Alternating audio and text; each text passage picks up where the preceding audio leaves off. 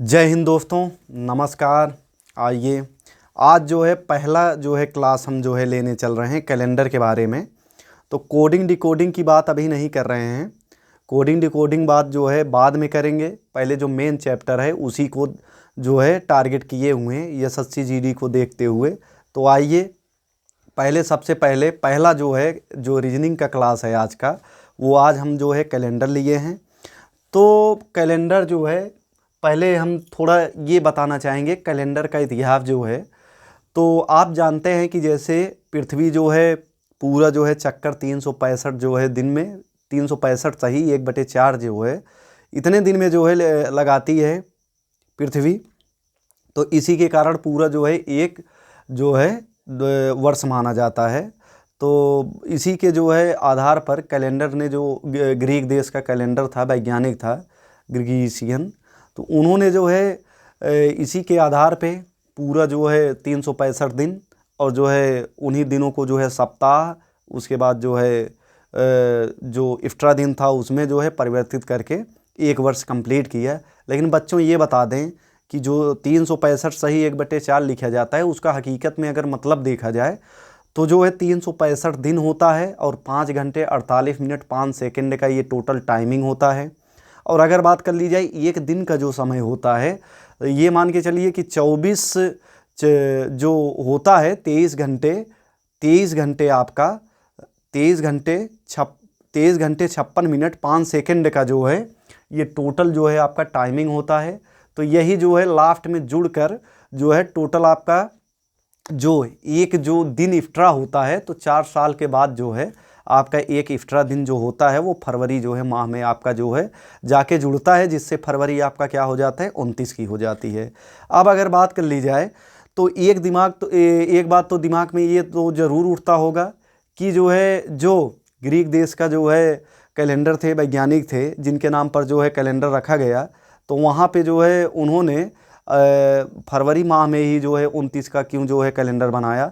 जो है मार्च था या अदर महीने थे उसमें जो है जो 30 के थे उसको 31 के, या जो 31 के थे उसको 32 को क्यों नहीं बना दिया गया।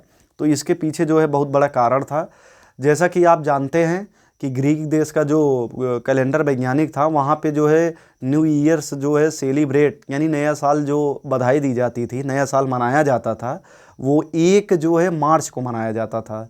तो बच्चों जब जो है इसने कैलेंडर बनाया इस वैज्ञानिक ने, तो जो टोटल टाइमिंग लास्ट में जो है बच के आती थी, निकलती थी, तो उसको कहाँ पे जोड़ा जाएगा। जैसे जब सारा काम हो गया जो लास्ट में बचेगा उसको लास्ट में ही जाके करोगे, तो उसी प्रकार जो है जो टाइमिंग टोटल 4 साल के बाद एक दिन एक्स्ट्रा आया, वो जो है जब 1 मार्च को मनाया जाता था तो इसका मतलब था फरवरी लास्ट महीना होता था। तो जो टाइमिंग टोटल निकल के आती थी लास्ट में बचती थी, वो आगे चल के फरवरी माह में वो जो है एक एक्स्ट्रा दिन जो था उसको जो है जोड़ दिया गया। तो ये कारण था। उसके बाद ब्रिटिशर्स आप जैसे जानते हैं 1764 और जो है 1757 बक्सर और जो है प्लासी का युद्ध हुआ। उसमें कई जो है विश्वासघातों के कारण जो है भारत पर जो है यानी बंगाल उस समय का बहुत जो है प्रभुत्व संपन्न जो है राज्य था। तो वहाँ पे जो है कुछ जो है विश्वासघातों के कारण अंग्रेज़ जो है उस युद्ध में विजयी हुए, जिसके कारण पूरे भारत पर तकरीबन जो है ये मान के चलिए कि आप जो है 190 साल अगर जोड़ा जाए तो ये पूरा बोला जाता है लगभग 200 साल तक जो है अंग्रेज़ों ने भारत पर जो है पूरा अपना जो है शासन किया। और भारत पर ही नहीं बल्कि जो है देखा जाए तो पूरी दुनिया पर, 1-2 देश छोड़ के पूरी दुनिया पर उन्होंने अपना जो है शासन आधिपत्य जो है उस पर किया, अधिकार कर लिया और जो है अपनी तरह से जो है अपने जो है मनमर्जी जो है शासन किया, अपने मनमर्जी तरीके से नियम कानून सब वहाँ पे जो है लागू किए। तो जब ब्रिटिशर्स आए वहाँ पे जो है उनके जो है राज्य में यानी उनके देश में, अपने खुद के देश में, तो वहाँ पे जो है उनका जो सेलिब्रेट किया जाता था 1 जनवरी को, न्यू ईयर जो सेलिब्रेट किया जाता था 1 जनवरी को किया जाता था। तो 1 जनवरी को जो किया जाता था इसीलिए जब जो है इन्होंने पूरी दुनिया पर राज्य किया तो इनके जो है मुताबिक पूरे दुनिया का नियम चेंज करके ये कह दिया गया कि हम लोग जो है 1 जनवरी को मनाते हैं, इसलिए आप लोग भी क्या करिए 1 जनवरी को जो है नया साल जो है आप लोग जो है मनाइए। तो इस कारण जो है भारत में या बाकी जो अन्य देश हैं वहाँ पर भी जो है 1 जनवरी को जो है नया साल मनाया जाने लगा। तो बच्चों ये थी जो है कैलेंडर के बारे में जानकारी। और एक चीज़ ये जान लीजिए, जो ग्रीक देश का कैलेंडर था, वैज्ञानिक था, वो जो बनाया था जो है कैलेंडर, तो उसमें जो है पहला दिन जो था वो सोमवार था। पहले कैलेंडर का पहला दिन जो है अगर पूछ ले आपसे तो सोमवार था। अगर सप्ताह का जब पहला दिन हो गया, सप्ताह चालू होगा सोमवार से ही, तो सप्ताह का पहला दिन आपका क्या हो जाएगा, सोमवार ही होगा। आइए बच्चों, आज जो है कैलेंडर के बारे में बात करेंगे, बताएंगे लीप ईयर क्या होता है, उसके बाद जो है नॉर्मल ईयर क्या होता है। लीप ईयर को आपको हिंदी में बोला जाता है जो अधिवर्ष, नॉर्मल ईयर यानी साधारण वर्ष। तो साधारण वर्ष और लीप ईयर, इनसे जो है रिलेटेड और बहुत सारी जानकारी जो है लेकर हम उपस्थित हुए हैं। आइए देखिए, सबसे पहले हम बात करते हैं जो है एक साल में अगर बात कर लिया जाए, एक साल में यानी जो है वर्ष जो है दो प्रकार के होते हैं। अगर साल की बात कर लिया जाए तो एक साल में जो है 365 दिन भी होते हैं और 366 दिन भी होते हैं। अगर बात कर लीजिए जाए 365 और जो है 366 दिन होते हैं। जैसा कि आपको पता है, ये जो है जो 366 दिन होता है, इफ जो है वर्ष को आपको बोला जाता है आपका लीप ईयर, यानी इसको बोला जाता है हिंदी में, इसको इंग्लिश में अगर देखा जाए तो इसको बोलते हैं लीप ईयर बोला जाता है, लीप ईयर। और ये आपका जो होता है, यानी यहाँ से अगर हिंदी में बात कर ली जाए तो इसको बोला जाता है अधिवर्ष बोला जाता है, अधिवर्ष। और यहाँ से इसको जो है नॉर्मल ईयर बोला जाता है। 365 दिन को जो है नॉर्मल ईयर बोला जाता है, यानी हिंदी में बोला जाता है साधारण वर्ष, इसको बोलते हैं बच्चों। कोई दिक्कत हो तो बताओ। तो यहाँ से हम जानते हैं कि 4 साल बाद जो है लीप ईयर आता है, अधिवर्ष। तो यहाँ से बात कर ली जाए तो जो 365 दिन होता है, 365 दिन में अगर आपसे पूछ लिया जाए कितने सप्ताह होते हैं, कितने जो है दिन बचते हैं, तो 365 को अगर जो है सप्ताह में चेंज करोगे तो हम जानते हैं, आपको भी पता है कि एक सप्ताह में 7 दिन होता है। अगर 7 से डिवाइड करेंगे, जैसे मान लीजिए 365 है, अगर 365 में हम 7 से डिवाइड करेंगे तो 7 पचे 35 आपका आएगा, और 36 में से 35 जाएगा 1, और 7 दूना 14, तो 14 जब घटेगा तो ये 1 आएगा, यानी 52 सप्ताह आ जाएंगे।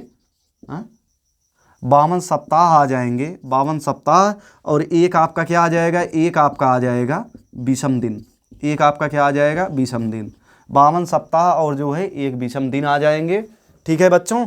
अब यहाँ से अगर बात कर ली जाए, सेम वही है, एक दिन बढ़ा है तो एक यहाँ पे एक विषम दिन के अलावा जो है क्या आ जाएगा, 52 सप्ताह आपके 2 विषम दिन आ जाएंगे। यानी अगर बात कर ली जाए कि जो है बात कर ली जाए कि एक जो है साधारण वर्ष में कितने सप्ताह और विषम दिन कितने होंगे, तो 52 सप्ताह एक विषम दिन होगा। अगर लीप ईयर यानी अधिवर्ष में बात कर लिया जाए कि जो है कितने विषम दिन होंगे और कितने जो है सप्ताह होंगे, तो 52 सप्ताह 2 विषम दिन हो जाएंगे। आइए अब बात करते हैं आगे हम, आइए देखते हैं। ये तो हो गया, उम्मीद है ये जानकारी अच्छी लगी होगी अभी तक जो हमने बताया है। आइए देखते हैं। ये मान के चलिए कि जैसे आपका यहाँ पे ले लिए हम 14 मई और जो है 2019, 14 मई 2019। तो बच्चों इसमें देखिएगा, ये आपका डेट होता है, 4 चीज़ें होती हैं इसमें। ये आपका डेट हो गया, ये आपका मंथ हो गया, यानी मंथ मीन्स महीना, और यहाँ से 2019 है तो ये शताब्दी वर्ष 2019 पढ़ा जा रहा है, 2000 को अलग कर लेंगे, 19 को अलग, तो टोटल अगर ऐड करेंगे 2019 वापस बनेगा। तो इसको बोला जाता है सेंचुरी ईयर, लेकिन इसको बोला जाता है हिंदी में शताब्दी वर्ष।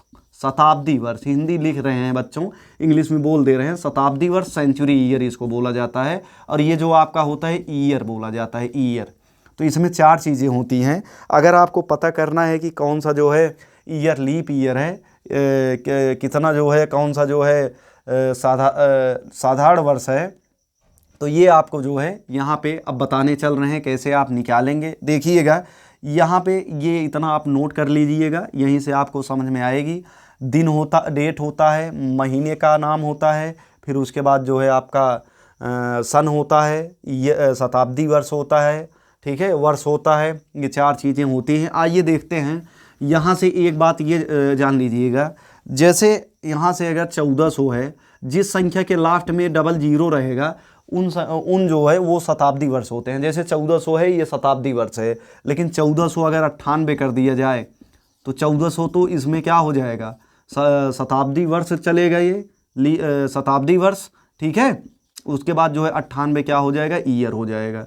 तो अगर किसी संख्या का पूरा पूरा दिया गया है, उसके लास्ट में 2 जीरो हैं, तो उसको आप जो है 400 से भाग देकर चेक करेंगे कि जो है लीप ईयर है कि जो है ये साधारण वर्ष है। और अगर लास्ट में ईयर दिया गया है तो ईयर को आप जो है, अगर लास्ट में 2 जीरो नहीं दिया गया है तो उसमें जो है आप 4 से भाग देकर चेक कर सकते हैं। देखिए जैसे अगर यहाँ से हम कह दें 1400, 1600, 1800, उसके बाद जो है 2000, ये हो गया आपका 2100, 2100, 2100, उसके बाद यहाँ पे दे दें 2014, 1998, 1998, 1857, 1857, 1785, 1785।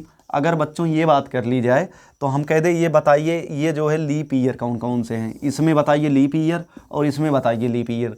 तो देखिएगा इसके लास्ट में डबल जीरो है, इसके लास्ट में डबल जीरो, इसके लास्ट में डबल जीरो, इनके लास्ट में डबल जीरो, इनके, तो इसमें जो है अगर लीप ईयर या जो है पता करना है साधारण वर्ष कौन से वर्ष हैं ये जो चल रहे हैं, तो इसको पता करने के लिए आप 400 से भाग लगाएंगे। अगर 400 से भाग लगाएंगे इसमें तो ये तो जो है डिविजिबल ही नहीं है, विभाजित होगा नहीं।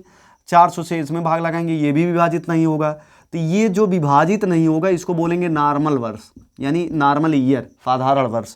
ये भी आपका साधारण वर्ष ही हो जाएगा। ये 2100 आपका साधारण वर्ष, और ये आपका क्या हो जाएगा, ये आपका क्या हो जाएगा, ये आपका हो जाएगा आपका 400 से भाग लगाएंगे, ये पूरा पूरा जो है विभाजित हो जाएगा। तो इसको बोला जाएगा आपका क्या, इसको बोला जाएगा लीप ईयर, लीप ईयर यानी अधिवर्ष। ठीक है, यानी इसमें जो है साधारण वर्ष और लीप ईयर से मतलब ये निकल रहा है कि इसमें जो है 365 दिन होंगे, इसमें 365, लेकिन इसमें 366 दिन होंगे। उसके बाद अगर बात कर ली जाए यहाँ पे 1800 में भाग लगाएंगे 400 का, तो 1800 जो रहेगा 400 से विभाजित नहीं होगा, इसको भी बोला जाएगा नॉर्मल ईयर। और ये जो आपका रहेगा 2000, इसमें अगर 400 का भाग लगाएंगे आप, तो ये आपका क्या हो जाएगा, ये आपका क्या हो जाएगा 400 से जो है विभाजित हो जाएगा, तो इसको बोला जाएगा लीप ईयर। तो एक चीज़ ये समझ लीजिए, अगर ये दोनों जो है ये और ये लीप ईयर हैं, तो इसमें जो है दिनों की संख्या 366 होगी, और यानी 1400, 2100 और 1800 ये आपके नॉर्मल ईयर हैं, इसमें दिनों की संख्या आपकी क्या हो जाएगी 365 दिन। और यहाँ से अगर बात कर ली जाए, आप बताइए जो है लीप ईयर और जो है साधारण वर्ष कौन कौन से हैं जो है, और ये यहाँ से ये 2016 भी एक ले रहे हैं हम। यहाँ से बात कर लिया जाए, आप जो है अब 400 का भाग नहीं लगाएंगे, ये लास्ट में जो रहेगा, लास्ट में 2 अंक, इसमें 4 का भाग लगाएंगे। अगर विभाजित हो जा रहा है तो ये आपका क्या होगा, लीप ईयर हो जाएगा। अगर नहीं विभाजित हो रहा है तो साधारण वर्ष हो जाएगा, नॉर्मल ईयर। तो ये जैसे 14 है, 4 का भाग लगाएंगे, 4 तिहाई 12, 2 आपका शेषफल बचेगा, और इसमें 4 का भाग लगाएंगे तो ये भी नहीं विभाजित होगा, इसमें लगाएंगे ये भी विभाजित नहीं होगा, इसमें लगाएंगे ये भी नहीं, और इसमें लगाएंगे 4 से भाग देंगे तो ये भी नहीं विभाजित होगा। इसलिए जो अच्छा इसमें होगा, माफ़ करिएगा, इसमें होगा 4 से भाग लगाएंगे, क्या हो जाएगा, ये जो है आपका 4 से विभाजित होगा, तो इसलिए ये आपका क्या कहलाएगा, लीप ईयर, लीप ईयर। और ये नहीं विभाजित होगा तो ये जो है आपका क्या कहलाएगा, नॉर्मल ईयर, नॉर्मल ईयर। ये नहीं विभाजित होगा, ये नॉर्मल ईयर, और ये नहीं विभाजित होगा, नॉर्मल ईयर, ये नहीं विभाजित होगा, नॉर्मल ईयर। तो बच्चों ये ध्यान दीजिएगा, अब इससे पता चल गया नॉर्मल ईयर कौन कौन से हैं। तो उसमें जो है अगर जो नॉर्मल ईयर हैं उसमें दिनों की संख्या आपकी 365 होगा, और जो लीप ईयर हैं उसमें जो है विषम दिनों की संख्या क्या होगी, 366। अब इतना उम्मीद है समझ में आ गया होगा कि आप जो है लीप ईयर और जो है साधारण वर्ष जो है यानी नॉर्मल ईयर आप जो है बता सकते हैं। अब आइए ध्यान देते हैं आगे, ये आपका इतना हो गया होगा। देखिएगा अब विषम दिनों की अगर बात कर ली जाए, कैसे निकाले जाएंगे विषम दिन, विषम दिन कैसे निकाले जाएंगे, विषम दिन आपके कैसे निकाले जाएंगे, विषम दिन आपके ऐसे निकाले जाएंगे। जैसे हम कह दें, ये बताइए 57 जो है, 57 दिन में कितने विषम दिन होंगे, तो 7 से भाग लगा के विषम दिनों की जो है संख्या काउंटिंग की जाती है। और अगर यहाँ से बात कर लें हम विषम दिनों की संख्या, यह सबसे कम विषम दिनों की संख्या, यहाँ से अगर बात कर ली जाए सबसे कम, जैसे देखो विषम दिनों की संख्या आप अगर 57 यहाँ पे लिए हैं, 7 से भाग देंगे, 7 8 56 आपका होगा, 57 में से 56 जाएगा, 1 आ जाएगा, तो कितने विषम दिन 1, और 7 से अगर भाग देंगे जो है 78 में मान लीजिए, या 125 में देंगे तो 7 1 के 7 यहाँ से, तो 7 5 12, ये 7 7 49 आपका आ गया, 49 माफ़ करिएगा 49 आ गया। यहाँ से आपका क्या आ जाएगा 6। तो अगर हम जो है यहाँ से अगर कोई संख्या 7 से विभाज्य हो जा रही है, उसमें विषम दिनों की संख्या आपकी क्या हो जाएगी 0। तो देखिएगा, कहने का मतलब ये है सबसे कम विषम दिनों की संख्या, सबसे कम विषम दिनों की संख्या, आप इसको जो है नोट्स कर सकते हैं।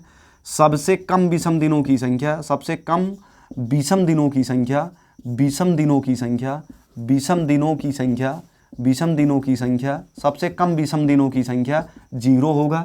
और सबसे अधिक विषम दिनों की संख्या, सबसे अधिक विषम दिनों की संख्या, सबसे अधिक विषम दिनों की संख्या, विषम दिनों की संख्या, विषम दिनों की संख्या, विषम दिनों की संख्या बराबर आपका क्या हो जाएगा, विषम दिनों की संख्या आपकी क्या हो जाएगी, जो है 6 हो जाएगा। यानी सबसे कम पूछा जाए क्यों होगा 0, क्योंकि 7 से जब विभाजित हो जाएगा लास्ट में शेषफल 0 बचेगा, तो वही जो शेषफल बचता है वही विषम दिन होता है।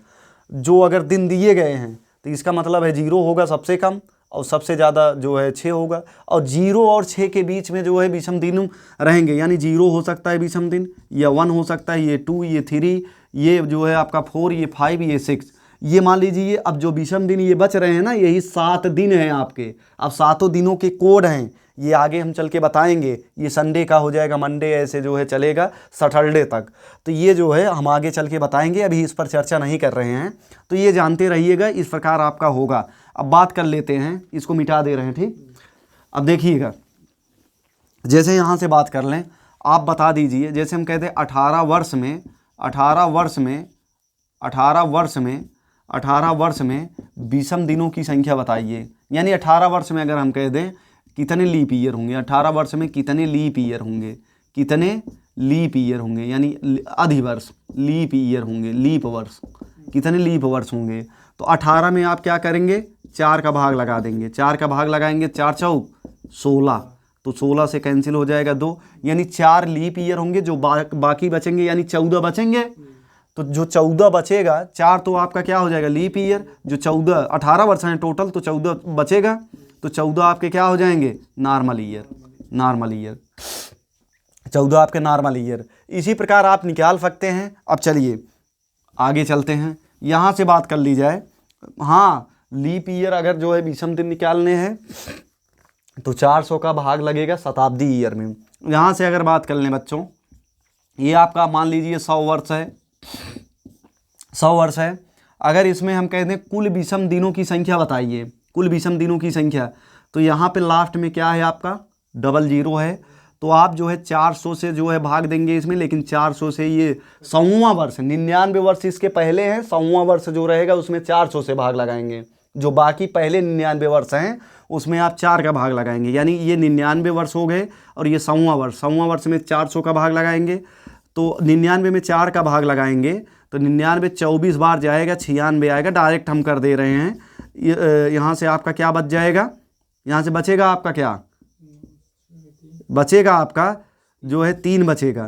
तो इसका मतलब है ये जो 99 वर्षों में जो आपके लीप ईयर आएंगे 24 होंगे, और 99 वर्षों में अगर बात कर ली जाए 75 आएंगे ना, 75 आपके नॉर्मल ईयर आएंगे। अब बात फंसी 100वां वर्ष जो रहेगा, ये 99 वर्ष टोटल थे, इसमें आपका बात हो गया है कि 99 वर्ष में आपके लीप ईयर की संख्या कितनी होगी 24, और अगर जो है साधारण वर्ष की संख्या पूछ ले 75, लेकिन जो 100वां वर्ष आएगा लास्ट में 00 है, तो उसको जो है 4 से भाग नहीं देंगे, ये ध्यान रखना। आप 400 से आप क्या करेंगे, भाग देंगे, तो ये कटेगा नहीं, जब कटेगा नहीं तो ये साधारण वर्ष में काउंटिंग हो जाएगा, तो ये एक और जुड़ जाएगा। यानी 100 वर्ष में अगर बात कर ली जाए, 100 वर्ष में अगर बात कर ली जाए तो टोटल कितने हो जाएंगे, 24 आपके क्या हो जाएंगे लीप ईयर, यानी अधिवर्ष, और ये जो है आपके 76 क्या हो जाएंगे नॉर्मल ईयर हो जाएगा, है ना, साधारण वर्ष। तो इसका मतलब ये है, हम बताए थे अगर इसमें विषम दिनों की संख्या निकालना हुआ तो हम आपको बताए थे कि जो है लीप ईयर में एक वर्ष में विषम दिन कितने होते हैं 2, तो 2 से इसमें गुणा कर देंगे, है ना। और अगर जो है इसमें एक साधारण वर्ष में विषम दिनों की संख्या 1 होती है तो 1 से गुणा कर देंगे, यानी 24 दूना आपका क्या आ जाएगा 48, और यहाँ से आप जो है करेंगे 76 आएगा, तो दोनों को जोड़ेंगे क्या आएगा 124 आ जाएगा। अरे 8 6 14 4 4 7 4 11 1 12, तो 124 टोटल विषम दिन आएंगे। कुल विषम दिन 24 आ गए, लेकिन अब इनको अगर हफ्तों में सप्ताह में चेंज कर लिया जाए, 124 में आप किससे भाग लगा देंगे 7 का, तो 7 1 के 7 5 12, ये 4 आ जाएगा, और उसके बाद 7 7 7 7 7 49, 49। जो नीचे बचेगा आपका बचेगा क्या नीचे, 5 बचेगा ना। तो 100 वर्ष में आपके कितने जो है विषम दिन आ जाएंगे, 5 आ जाएंगे। उम्मीद है ये समझ में आ गया होगा।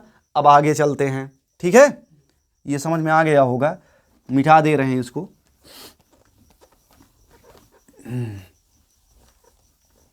अब देखिए बात कर लेते हैं यहाँ से।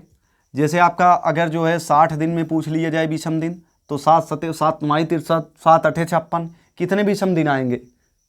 60 जो है 60 दिन में जो है कितने विषम दिन आएंगे अगर इसको सप्ताह में चेंज किया जाए।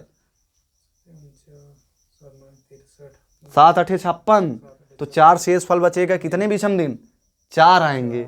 ठीक। और अगर जो है 91 में पूछ लें विषम दिन, 7 से भाग दोगे 13 7 91, तो इसमें विषम दिन आएंगे ही नहीं। ठीक। इस प्रकार जो है आप निकाल सकते हैं विषम दिनों की संख्या। अब यहाँ से हम कोड कुछ लिख रहे हैं, कल पे आ जाएंगे हम जो है, कल पे आ जाएंगे क्वेश्चन पे। देखिए जैसे कोड हो जाएगा आपका, और जो छोटी छोटी बातें हैं कल जो है हम छोटी छोटी बातें थोड़ा बता देंगे। देखिएगा जो है आपका यहाँ से देखिएगा, जैसे दिनों की कोड की बात की जाए, दिनों की, हाँ 100 वर्ष की बात हम कर लिए थे ना, विषम दिन कितने आएंगे, बस करें क्या, देखो। चलिए ठीक है दोस्तों, धन्यवाद। आज के लिए बस इतना ही। कैलेंडर चालू कर दिए हैं, घबराइए मत। मुश्किल फिर 2-4 क्लासें लगेंगी, बहुत अच्छे अच्छे क्वेश्चन इस पर करवा देंगे। आपके जो डाउट रहेंगे आप जो है कमेंट बॉक्स में लिखिएगा, हम उसको जो है दूर करेंगे। ठीक है, इसीलिए यहाँ पे खड़े हुए हैं, आप सबके लिए ही जो है यहाँ पे जो है हम चालू किए हैं, ताकि जो है SSC GD का सपना कुछ लोगों का पूरा हो सके। धन्यवाद दोस्तों, जय हिंद।